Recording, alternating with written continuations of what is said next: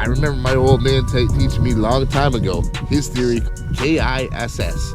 Keep it simple, stupid. Whether you have access to a boat, whether you're fishing from a dock, or whether you're fishing from a bank on a small pond, a creek, a canal, it really doesn't matter. Bass are bass, and they relate to things the same no matter what body of water they are.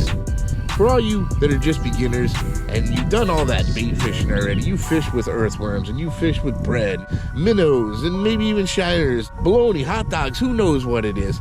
But you really want to move up in the world a little bit, and you really want to catch a bass, and start using artificial lures. Well, that's really what this video is geared all about. That's why I boiled it down to these 5 lures. These 5 basic, simple lures that are guaranteed to catch you your first bass. K-I-S-S, keep it simple, stupid. I guarantee you, if you get out there and work and learn to work these 5 lures, you're bound to catch a fish on at least one of them. Hold tight, folks. We're going back to the basics. My top 5 beginner bass lures. This is gonna be fun. All right, well first, let's start off with the spinnerbait. The spinnerbait is one of my top 5 lures because it is one of the most iconic and classic bass lures there is. Very simple, very easy to use, and they just produce fish just about anywhere. They cover a large variety of water. You can catch some very large fish with it, but just any hungry bass about any size is gonna eat a spinnerbait. And you can use this on both spinning and casting equipment, no matter what you're using. For beginners, when you're first starting out using artificials, these are great lures to learn with. Extremely simple, like I'm doing right now. Simply cast and reel. And there's not much else to it, and they will work that way. But you can also start to practice different styles of retrieves, different speeds. Spinner blades will come in a couple different blade patterns. Colorado blades are the more circular, fat blades. Willow blades are these longer, skinnier blades like this. When you're talking your first spinnerbait and the one you want to cover the majority of water with, get one with 2 willow blades on it. These blades put off a lot of flash and a decent amount of vibration. They come through grass and weeds and other things like that quite easily. On the body of a spinnerbait is the skirt here, is what they call it. Especially for your first ones, stick very simple. Get some silver or gold blades or a combination of 2. When it comes to the skirt, they make them in all different colors. Just go with white. White or a white and chartreuse combination or a white and other color combination is going to be your general standard. No matter what lake you're fishing, what water clarity you're fishing, when it comes to a spinnerbait, any kind of white is definitely going to be the best. So get yourself a white spinnerblade with double willow blades or at least 1 willow blade on there. And if you can get gold and silver blades, perfect. If not, just get silver blades.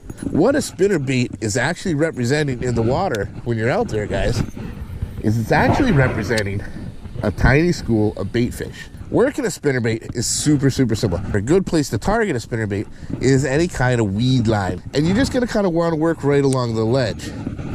Don't be afraid to throw that spinnerbait just inside of it and pull it out. Fish that are sitting in that grass along the edge, they see that spinnerbait get pulled out of that grass, their reaction is to hit it right away. The easiest way to work a spinnerbait, toss it out, count to 1, and just start a steady retrieve. Bass love spinnerbaits. As long as you can find some kind of cover that they're probably sitting in and work a spinnerbait alongside of it, chances are you're gonna get hit. Which is why it made my top 5 recommended lures for you beginners and anybody that just needs to catch a bass. Moving on to the Fluke. What is a Fluke? It is a soft plastic jerkbait. There's many manufacturers that make these, but the Zoom Super Fluke, that is the godfather of them all. It's what started most of the traditions with it and is the most widely available and readily available. If you can't find the Zooms, that's fine. Any kind of soft plastic jerkbait really is going to do the trick. They all work essentially the same. Now, as far as colors, when you're talking what color to deal with, this is my go-to and my ultimate color. It's a watermelon red. Watermelon red. Of course, you can never go wrong with your standard white or pearl white. If you really want to get a different color, get a June bug, like a dark color, a dark June bug, a black and blue of sorts. If you only had one to choose, watermelon red would be the one I would choose. What I recommend getting is a package of 3 or 4/0, 3/0 or 4/0 EWG hooks, or extra wide gap hooks. It looks just like this. It's got this little part here, this bend, that's called a keeper. The shank of the hook comes out to a big wide round, and the point is in line with that eye of that hook. That's an EWG, or extra wide gap hook. Get the 3/0 or 4/0 extra wide gap. They're a little bit thicker of a hook, a little bit heavier. This little bit extra weight in this hook is going to really help out that presentation. Now, when you want to go to rig your flukes, this is called a Texas rig, or Texas rigging. And no matter what kind of soft plastic you are, it all works the same. Hold your hook upside down like this, straight up and down. You're going to want to take your fluke in one hand, just like that, and take that point of the hook and put it right directly, right dead center, right like that, and poke it down just till it gets to the bend. Coming out the bottom of the fluke, bend the hook out so the point comes out. Now you got it like that, and you're just going to want to feed that hook all the way through. Once you get down to the keeper like that, just simply twist it. Twist it around, twist it to the back until it pops in like that. Now you got the eye inside the bait. Your hook is going to be down here. Put it alongside of the bait, and you can see where it's going to go through that bait right there. You're going to want to mark that with your thumb, pinch the bait forward, and put your hooks at right through, right where you marked it with your thumb. You want that hook to come out right in the center. The more straight you dead center you got that hook, the better action it's going to have. Hook point comes through and out the top and lays along flat along the back like that. Just pinch the bait forward and bury the point, the very tip of that hook in there, and now it's perfectly weedless. So whether you're off a dock, or you're off a bank, or you're off a boat, find the weeds, find the lily pads, find the edge, the grass lines, whatever it is, and try to find those little holes, the little pockets in there. Those little pockets are where you're going to want to throw your fluke. Once you get it in the water, let it sink for, give it 2-3 seconds, just little twitches with your rod tip, and then reel in that slack. The key is just tiny little twitches. If you give it too big of a jerk, the fluke will spin in the water, and it doesn't look natural in any body of water. I never go out on the water without making sure I have a bag of flukes. They can't say no to a fluke. When you're just starting to learn how to build confidence in artificial baits, I promise you, there is nothing as effective or easy to use as a fluke. All right, this lure here, this has been around forever. It's the original floating Rapala. I could not have a top lures for beginners without including this. The Rapala, the original floating minnow Rapala. They come in a variety of sizes. They come in sinking and floating and suspending. They've been around forever for a reason. They are awesome. They are just plain awesome. They plain flat out catch fish. It is super easy to use. You can literally just cast this out, and just by it sitting there, fish will hit it. You can steady retrieve. It's got a nice little tight little wobble to it. You can use it like a jerk bait. It perfectly mimics minnows. And minnows are in every body of water, no matter where in this country you are. There are minnows in there, and the bass will feed on those minnows. To guarantee that you're going to be catching some fish with it, don't go too big. I don't recommend it. This is the F7 or floating 7, and they continue to go higher, and the bigger they get, the 7, the 8, the 9, the 10. I like the size of the 7 because it's about the size of a big minnow. Cast it out. And you can do a very simple steady retrieve, just a nice slow retrieve. It's got a real tight little wobble. But one of the coolest things with this is you use it like a jerk bait. I'm just kind of twitching the tip of my rod fairly quickly.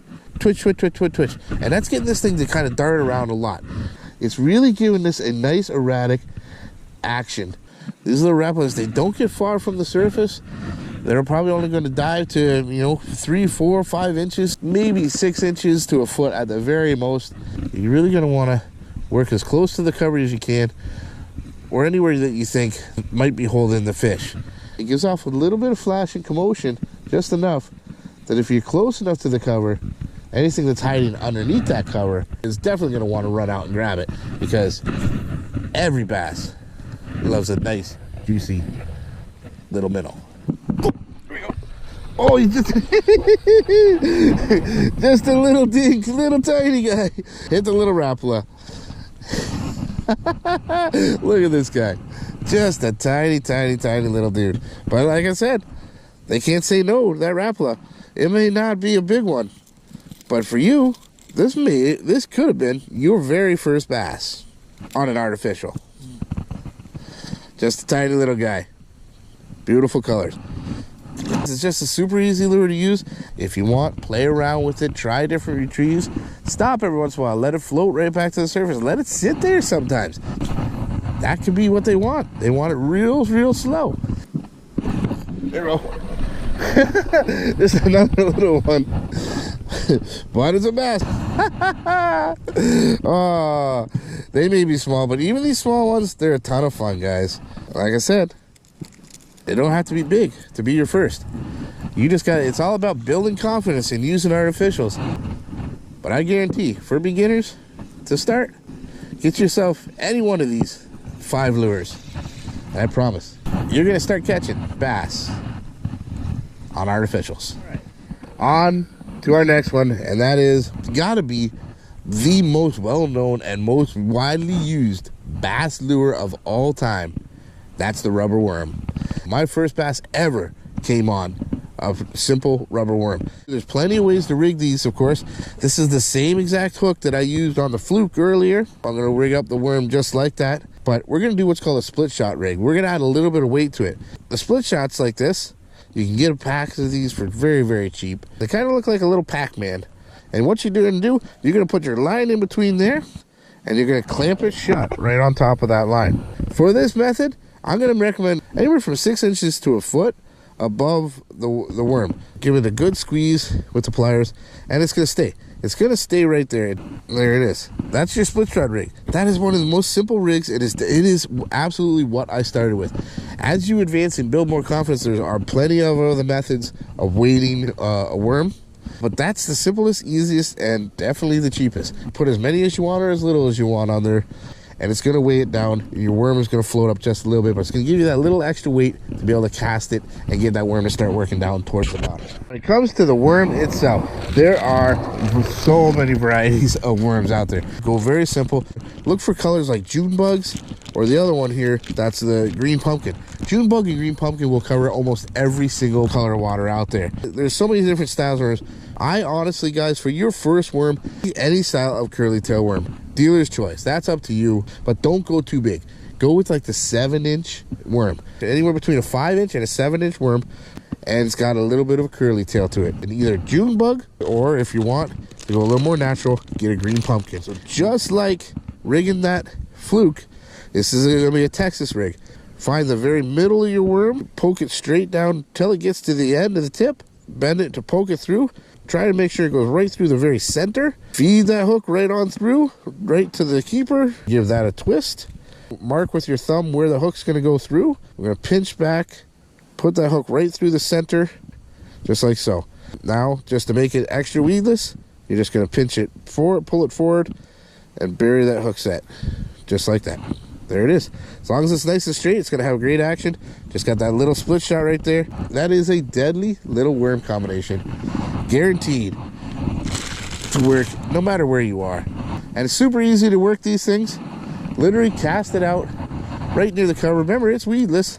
And you're just going to kind of get it to the bottom and lift your rod. Lift your rod, reel up that slack as it comes back down. Lift your rod and reel up the slack as it comes down. You're literally dragging that worm across the bottom. The worm's floating just above it. The tail's just spinning a little bit. You don't need to move it fast. Just drag it along. And as it goes back down, that's when you reel it in. That's why I recommend the curly tail, because even in the slightest little bit of current, that thing is actually moving around, making it look a little more natural than just a stick sitting down there. Very, very simple, easy method that catches fish everywhere. Bass just love worms, no matter what. They love them. They love them. And that's why there are so many styles and varieties of rubber worms out there. They are bass killing machines. You cannot have a top lure without having a rubber worm in there. You just cannot. And finally, last but definitely not least, you can't do a best of beginner lures without doing a top water. Man, nothing is going to get you more excited and more hooked on the sport of bass fishing than a top water explosion. The best and easiest top water bait to use has got to be the buzz bait. And they make a ton of noise and commotion, but they flat out catch bass. And nothing, there really is hardly anything that beats an explosion on a buzzbait. There is nothing easier to use than a buzzbait. Cast it and retrieve it, and that's it. That bait is down under the water, and this blade, this big chunky blade, is on the surface, and that thing chugs along the surface with all that noise, making that huge bubble trail, all that commotion, and it calls fish out from a long way away, and they want to destroy it. You can pretty much use a buzzbait anytime, but early mornings and late evenings are the best. They're going to come in a bunch of colors just like everything else, but just like your spinnerbait, go with white. Maybe white and chartreuse. That's going to cover majority of everywhere you go. Something's going to attack the white. Black buzzbaits, believe it or not, actually work very, very well, especially when you're talking low light conditions like nighttime. For your first one and get your first buzzbait bass, get a white one, maybe white and chartreuse. The key to buzzbaits is it's got to be a steady retrieve. You got to be moving it along at a decent speed to get that thing to keep on the surface out there. If you stop reeling, it's going to sink. You want that thing on the surface. That's the whole point. So you do have to do a steady retrieve to it. Just like anything else, bass relate to structure. You're going to find the bass in cover, in structure. So you're going to want to work your buzzbait around that structure or as close to it, that cover, as you can. They actually work very well in grass and stuff like that where those fish are probably hiding. And I guarantee you guys, you go pick up these 5 lures, pick up a bag of curly tail worms in either green pumpkin or June bug. Pick up a pack of Zoom Super Flukes in watermelon red or even pearl white. Get an original floating minnow from Rapala. Get a spinnerbait in white or white and chartreuse of any sort. Try to get one with willow blades and get yourself a buzzbait. But those 5 lures are super easy to use. They have proven they're worth their weight in gold, and I guarantee you guys, if you pick up all 5 of those lures and fish them the way I showed you today, no matter where you are, no matter what's going on, you will catch your first bass on one of those 5 lures. You will get bit. Keep learning, keep building confidence, and most importantly, just keep fishing, guys. Whether you're a beginner or you're a seasoned pro, hopefully these tips help you. Remember, go back and do things simple. KISS. Keep it simple, stupid. I hope this helped you. I hope you learned a little bit. And if you did, make sure you smash the heck out of that like button. But most importantly, guys, subscribe to that channel. One last time, guys, from beautiful North Florida, the top 5 baits guaranteed to catch your first bass. On behalf of KastKing, I'm Captain Mikey, signing out. The future is bright. You keep those lines tight.